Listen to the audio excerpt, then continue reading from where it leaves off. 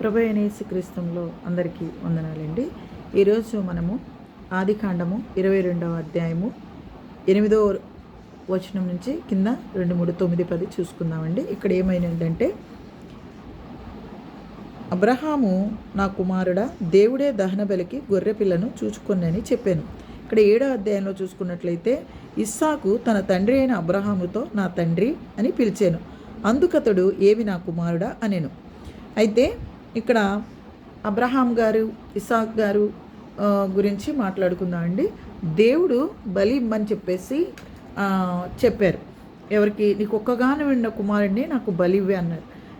దేవుడు చెప్తేనే వెంటనే గాడిదకి గంత కట్టి పనివాడిని తీసుకొని కట్టెలు స్వయంగా తను చీల్చి పర్వతాన్ని తీసుకొని వెళ్తున్నాడు. నేను చెప్పే పర్వతం దగ్గర తీసుకెళ్ళి ఆ కొండ ఎక్కి ఆ పర్వతం ఎక్కి నీ కుమారుడిని నాకు బలి ఇవ్వని అన్నాడు.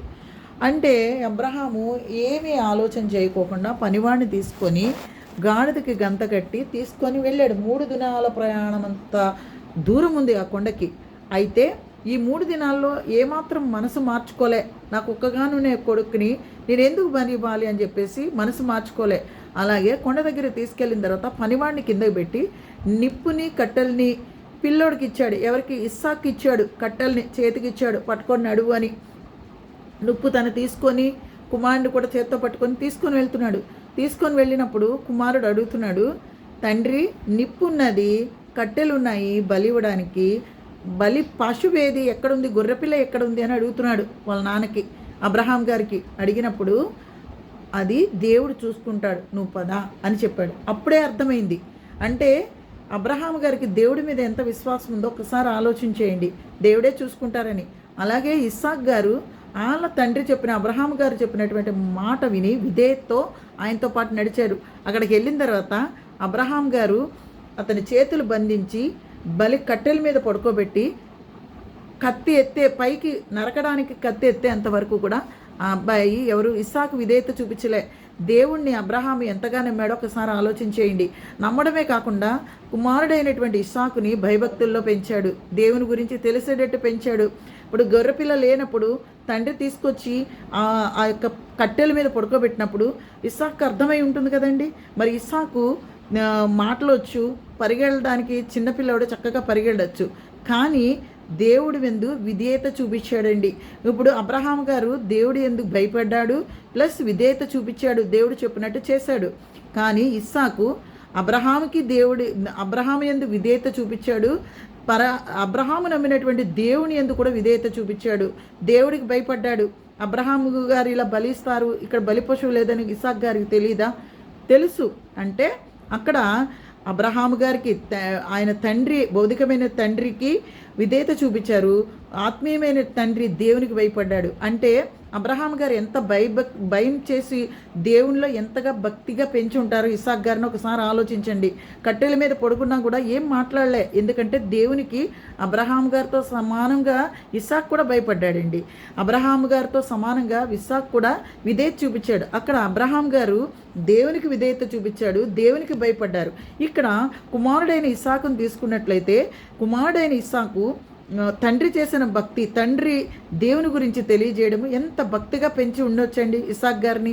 ఈ రోజుల్లో ఉన్న తల్లిదండ్రులు మనం ఎలా పెంచుతున్నాం మన పిల్లల్ని. అక్కడ ఇస్సాక్ గారు బలి ఇచ్చేస్తారనేది కూడా దేవుడే చూసుకుంటాడన్నప్పుడు అప్పటికి అర్థమై ఉండాలి ఇస్సాక్ గారికి.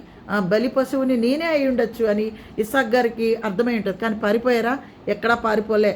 దేవుడికి విధేయత చూపించాడు, భౌతికమైన తండ్రికి కూడా విధేయత చూపించారు. అంటే ఆ తండ్రి అయిన అబ్రహాం గారు ఎంత భక్తిగా ఇస్సాకుని, తన కుమారుడైన ఇస్సాకుని పెంచారు. ఇక్కడ అబ్రహాం గారు దేవుని యందు భయభక్తులు కలిగి ఉంటే, దేవుని యందు విశ్వాసం కలిగి ఉంటే, ఇక్కడ కుమారుడైన ఇస్సాకు కూడా అబ్రహాముకి విధేయతగా జీవించాడు, తన తండ్రి అయిన అబ్రహాంకి విధేయతగా జీవించాడు. అంతేకాకుండా తండ్రి అయిన దేవునికి కూడా భయపడ్డాడు. అక్కడ దేవుని భయం ఉంది, దేవునికి విధేయత చూపించాడు. ఇక్కడ ఇద్దరికి చూపించాడు. తండ్రి అయిన దేవునికి, భౌతికమైనటువంటి తండ్రి అబ్రహాం గారికి కూడా ఇస్సాక్ గారు చూపించారు. అంటే ఎంత గొప్పగా దేవునిలో పెంచారో ఒకసారి ఆలోచించేయండి. ఆ పెంచడం అబ్రహాం గారి వంతు అయితే, ఆ దేవునిలో పెరగడం ఇస్సాక్ గారు చూడండి ఎంత విధేయత చూపించాడు. అక్కడ బలికి నన్నే బలిస్తారని తెలిసి కూడా చేతులు కట్టేసినప్పటికీ కూడా తను పారిపోయే ప్రయత్నం చేయలేదు, విధేయత చూపించాడు. అక్కడ తండ్రి అయిన దేవునికి విధేయత చూపించాడు. ఆయన భౌతికమైనటువంటి తండ్రి అబ్రహాము గారికి చూపించారు. ఎంత గొప్ప పెంపకం అండి దేవుళ్ళలోను, ఎంత గొప్ప విశ్వాసం అండి ఇస్సాకు గారిది కూడాను.